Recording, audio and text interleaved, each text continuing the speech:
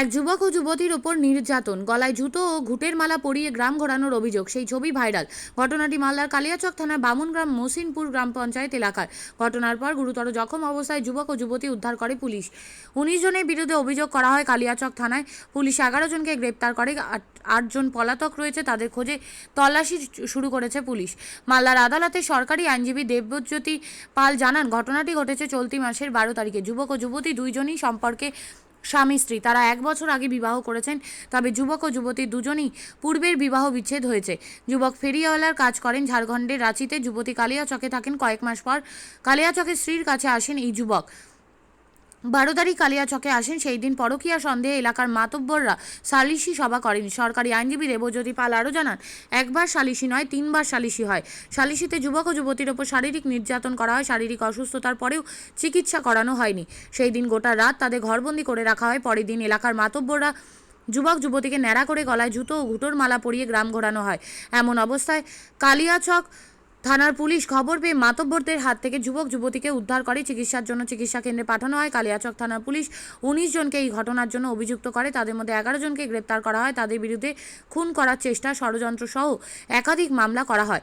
মালদা আদালতে ৭ দিনের জেল হেফাজতে পাঠানো হয়েছে। ২০ তারিখ আবার শুনানি হবে। নির্যাতিতাদের কেসে দুজন পুরুষ এবং মহিলা, এরা দুজনেই ভিকটিম। এই কেসে অ্যাকচুয়ালি একটা ইলিসিট রিলেশন, অ্যাকচুয়ালি এটা শোনা কথা হেয়ারসে, যে তাদের মধ্যে একটা ইলিসিট রিলেশন ছিল এবং সেই ইলিসিট রিলেশনটা ছিল বলে তাদেরকে ৩ বার সালিশিতে ডাকা হয়েছিল। That means date of occurrence start হচ্ছে আমাদের ১২ তারিখ থেকে। 12/7 মানে হচ্ছে ১২/৭ থেকে স্টার্ট হয়েছে। ১২ তারিখে সকালে সালিশি হয়েছে একবার, ১২ তারিখে বিকেলে সালিশি হয়েছে।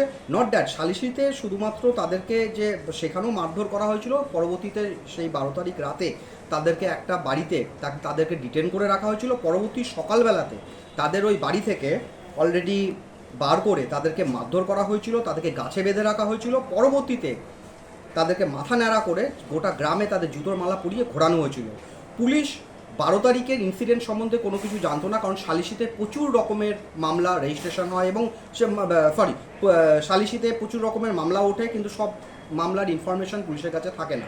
পরবর্তীতে যখন এদের দুজনকে গ্রামে ঘোরানো হয়েছিল, মব লিঞ্চিংয়ের যখন একটা ব্যাপার এসেছিল, পরবর্তীতে পুলিশ সেখানে ইমিডিয়েট ওখানে পৌঁছায় এবং স্পটে যায় এবং সঙ্গে সঙ্গে পিও থেকে তাদের দুজনকেই রিকভার করে এবং তাদেরকে গুরুতর জখম অবস্থাতে তাদেরকে হসপিটালে নিয়ে যাওয়া হয় প্রাথমিক চিকিৎসার জন্য। এবং এটাও আমি বলে রাখি, পুলিশ ইনভেস্টিগেশনে এটা উঠে এসেছে, এই পুরুষ এবং মহিলা এরা দুজনই হচ্ছে ডিভোর্সি। এরা তালাক দুজনের দিক থেকেই ছিল। পরবর্তীতে ১ বছর আগে তারা বিবাহ করেছিল। মুসলিম শাস্ত্র মতে কাজিনামা ছিল, সেই কাজিনামা সালিশিতে দেখানো হয়েছিল। সালিশি সেই কাজিনামাটা কিন্তু কোনোরকমভাবে মান্যতা দেয়নি, বরং তাদেরকে ভ্যালিড ম্যারেজ থাকা সত্ত্বেও তাদের ওপর অত্যাচার করা হয়েছে। পুলিশ ইনফরমেশন পাওয়ার পর দ্রুত ওখানে ব্যবস্থা নেয় এবং এই কেস পরবর্তীতে সেই পুরুষ ভিকটিম এই কেস রেজিস্টার করার পরে ১৯ জনের এগেনস্টে এই কেস রেজিস্টার করা হয়। পরবর্তীতে পুলিশ অ্যাকশান নিয়েছে ইমিডিয়েট এবং ১১ জনকে অ্যারেস্ট করেছিল। ১৩ তারিখে অ্যারেস্ট করে ১৩ তারিখেই কোর্টে প্রডিউস করেছে এবং কোর্ট তার গ্র্যাভিটি এবং মেরিট দেখে ২০ তারিখ পর্যন্ত তাদের জুডিশিয়াল কাস্টডি দিয়েছে। এই কেসের পরবর্তী শুনানি ২০ তারিখে আছে। বলছি স্যার, কদিন আটকে রাখা হয়েছিল এদেরকে এবং কোথায় আটকে রেখেছিল? এটা ওয়ান নাইট আটকে রাখা হয়েছিল, তাদের গ্রামেই আটকে রাখা হয়েছিল। এদের গ্রামের নাম আছে হচ্ছে আপনার ১২ তারিখে আটকে রাখা হয়েছিল। এদের অ্যাকচুয়ালি যে পুরুষও ডিভোর্সি ছিল, মহিলাও ডিভোর্সি ছিল এবং এদের দুজনের মধ্যে একটা লাভ অ্যাফেয়ার্স ছিল, তারা বিয়ে করে নিয়েছিল। কিন্তু পরবর্তীতে এই পুরুষ যে ভিকটিম আছে সে হচ্ছে হকার, সে হচ্ছে রাঁচিতে সে হকারি করে। পরবর্তীতে সে তাদের মধ্যে এই ম্যারেজ রেজিস্ট্রি হয়ে যাওয়ার পর সে সেই রাঁচি থেকে এসে সেই মহিলার বাড়িতে উঠেছিল। পরবর্তীতে মহিলার এক্স হাজব্যান্ড এই জিনিসটা জানতে পেরে সালিশিতে সে ওখানে জানায় এবং সালিশি সেখানে তাদের নিজেদের রুলস অ্যাপ্লাই করে দিয়েছে without the procedure of administration. মানে তারা নিজেদের মতন তারা একটা বিচার প্রক্রিয়া স্টার্ট করেছিল, এই জন্য তাদেরকে মারধর করা হয়েছিল এবং সেদিনকার সেই রাত্রে ওখানেই একটা বাড়িতে তাদেরকে আটকে রাখা হয়েছিল ১৩ তারিখ রাতে, ১২ তারিখ রাতে। ১৩ তারিখ কি হলো সাহেব? ১৩ তারিখ সকালবেলাতে আর্লি মর্নিংয়ে তাদের বাড়ি থেকে বার করা হয়েছিল। বাড়ি থেকে বার করে তাদেরকে মারধর করা হয়েছিল তখনই ইমিডিয়েট তাদেরকে চুল কাটা হয়েছিল, তাদের দুজনকেই ন্যাড়া মাথা করে দিয়ে তাদের জুতোর মালা পরিয়ে ঘোরানো হয়েছিল। পুলিশ সঙ্গে সঙ্গে খবর পেয়ে দ্রুত ওখানে পৌঁছে তাদেরকে মব লিঞ্চিং হবার প্রবাবিলিটি ছিল, সেখানে সঙ্গে সঙ্গে গিয়ে তাদেরকে রিকভারি করে এবং ট্রিটমেন্টের জন্য পাঠানো হয়।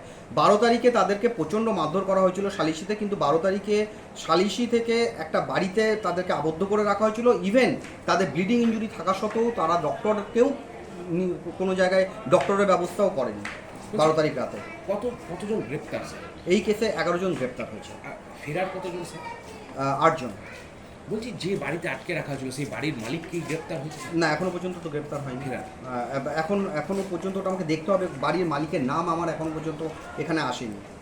মানে এখনো পর্যন্ত বাড়ির মালিকের স্পেসিফিক নামটা এখনো পর্যন্ত ইনভেস্টিগেশনে আসতে পারে, কিন্তু আমি এখনো পর্যন্ত উইদাউট ইনভেস্টিগেশন রিপোর্ট, কারণ এটা আমি 20 তারিখে বলতে পারবো বাড়ির মালিকের নাম। আর লাস্ট কোশ্চেন স্যার, সেটা হচ্ছে কি ধারায় মামলা হয়েছে? এটা অ্যাকচুয়ালি আমাদের নতুন সেকশন যেটা বিএনএসে এটা অ্যাপ্লাই হয়েছে, যেখানে আপনার অ্যাটেম্প টু মার্ডার,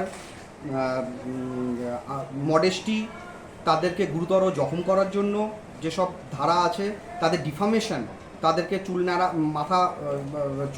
তাদেরকে কেটে দেওয়া হয়েছিল, সেটার জন্য ডিফামেশন এবং ক্রিমিনাল কনস্পিরেসি, ক্রিমিনাল ইন্টিমিডেশন এবং সঙ্গে কমন ইন্টেনশন, এই ধরনের প্রত্যেকটা গুরুতর সেকশন তাদেরকে ইম্পোজ করা হয়েছে। যারা গ্রেপ্তার হয়েছে তাদের বক্তব্য কোর্টের কাছে, তারা কি বক্তব্য? যাদের গ্রেপ্তার করা হয়েছে তাদের বক্তব্য তো এটা তাদেরকে জিজ্ঞেস করতে হবে। তাদের বক্তব্য আমি কিভাবে বলবো?